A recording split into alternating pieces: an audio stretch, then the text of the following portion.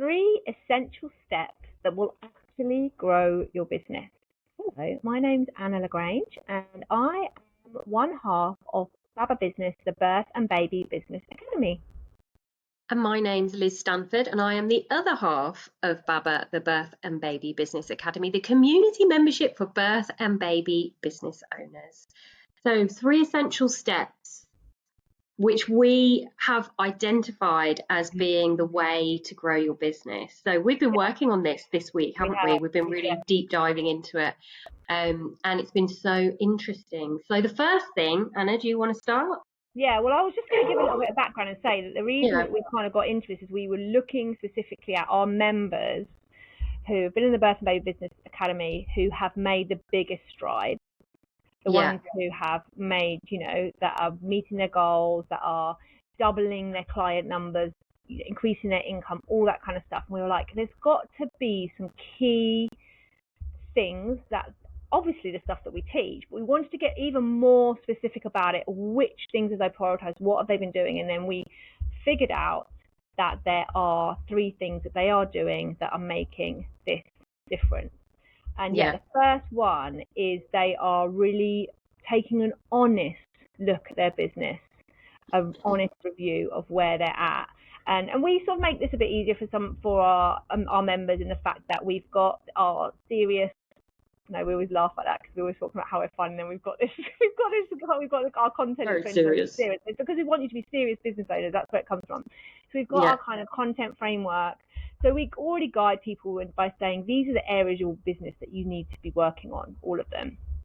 So we help them. The first thing we do is we say, okay, let's look at where you're doing well, where you're doing not so well, where are the gaps in your business. And you have to be quite honest, because often when we're working in business, we do the stuff that we enjoy doing, the stuff that feels comfortable, the creative bits, obviously teaching or supporting families. And we tend to shy away, and I'm talking about myself here as well, from the things that we are less good at or that we enjoy less or that make us feel uncomfortable. Yeah, that's so true. So having a review of your business, stepping back and looking at, where am I? What are the foundations that I've laid already? It's really important that we're not kind of skipping forward 10 steps and then you get to a point where you're like, oh, I never did X, Y, and Z, so now I have to go back.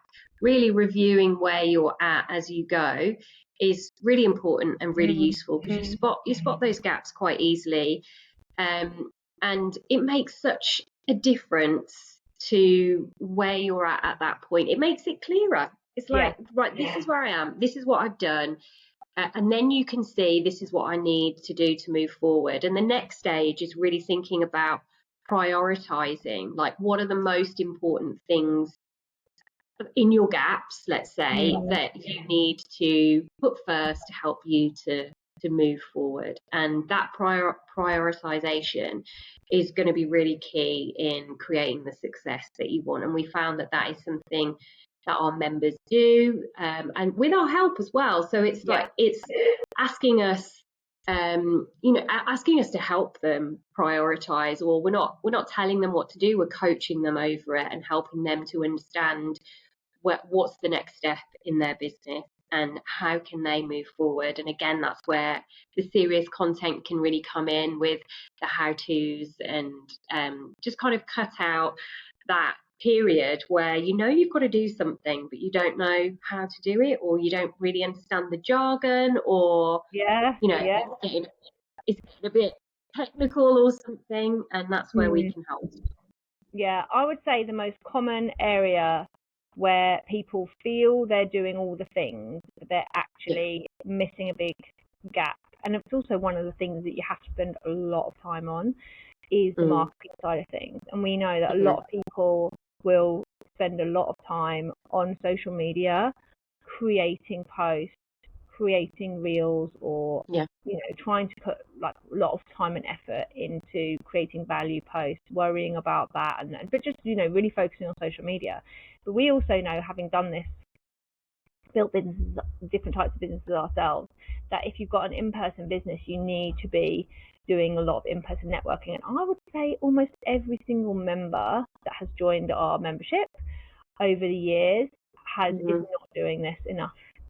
They're not, apart from perhaps some of our members who have been in the industry like 5-10 years. We have a handful of people who have been in it for longer, but the people in the first few years of their business are generally not doing this enough, and that's one of the main reasons that they're not having the growth. So one of the things that we work with people to prioritize the most is that in-person marketing, and figuring out, not saying do it this way, but figuring out for them, their skill set, their their audience, the place they live, how are you going to best create an in-person marketing plan that you're going to be able to implement to grow your business. Yeah, definitely, because we can be so blinded by technology these days, can't we? I mean, we were just before we started recording, we were just scaring ourselves about AI and what was to come in the future. And it's amazing that we've got all of these things. Social media is free. I mean, yeah, you can pay and upgrade the impact that you have on social media, but it's free, so it's a great tool to use. But as we are providing in-person services and we haven't yet been taken over by robots, it is really important that we are out there in our community and showing our face, speaking to people, having that real energy connection. And it's always surprising when people who have those in-person services are putting so much into social media. And to really clarify, we're not saying don't do social media, and we're not saying you need that online presence for sure, but you need to get out in your community and get known and like build up your reputation and your social proof in person as well as online. So yeah, not throwing all your eggs in one basket is definitely a good idea, and we've really seen that growth in our members who have had strategies for both online and offline. The other way around, sometimes we'll have a member who is just terrified of the tech and they enjoy the in-person stuff, but actually the thought of opening a social media account or anything on the website feels really scary. So again, we help people to say, well, you do need to prioritize this. You don't need to spend all your time on it, but you need to have some kind of online presence. And here's how you can make it really simple, because I think a lot of people, they'll be following people on social media and they'll see like probably quite big accounts, how often they're posting, like several times a day. They're always on stories, they're always on a live, and that probably scares them off the most, that they're following these big accounts and thinking that's what it has to be like. But a lot of people often come to me and say, because they follow certain people, especially in the breastfeeding world, who perhaps they feel get a lot of flack and get negative comments. They've got sort of arguments going on in there. Sure, you see it the same in the birth world as well. Arguments going off about breastfeeding or about birth or about opinions, and it terrifies the life out of them. They say, oh, social media is not for me because I don't want that in my life. And so I have to explain that's not, like, no offense, but you're not there yet. I'm not there. I'm not there, one of those accounts that has hundreds and hundreds and hundreds of comments when I make a post, or that's not the sort of social media account I want. I want a social media account that's going to tell people about my services and bring in the people who want to know about breastfeeding and learn about breastfeeding and training in that field. So it's a different kind of, it doesn't have to be this whole controversial, divisive thing to be on social media. There's definitely some really lovely, simple things you can do, and it's all about finding what's going to be right for you and your business and your people. And we love helping people to do that. We do. It's just getting to know people, building relationships online and offline. It can be as simple as that for sure. But there are other things, of course, that people put off and they're worried about. And you mentioned the tech in terms of social media, and I think setting up a freebie and things like that are really put people off, because they're you can get quite bamboozled by the language and the amount of tech that can be involved. But it can be super simple, and it doesn't need to be overthought at all. And we love freebies at Baba. We're always thinking of new freebies to give to people, and they're well received, which is why it's good to have something like that, because people do like a freebie so they can get to know your style and what you have to offer, and so they can get to know you a little bit better. So yes, we like to build everybody's confidence up so that they can do these kind of things, because the most important thing is that they're actually doing it. So we can have all these conversations. We can say, like, review, see where you are in your business, look for the gaps, and then prioritize what you, for your stage of business, what you need to do to move forward. But unless you actually do it, there's very little point in doing the first two stages. So taking action, implementing is important. And one of the big barriers to this is often confidence, limiting beliefs, those mindset issues where you might be thinking, oh, that's going to take me forever, so I'm not going to do it.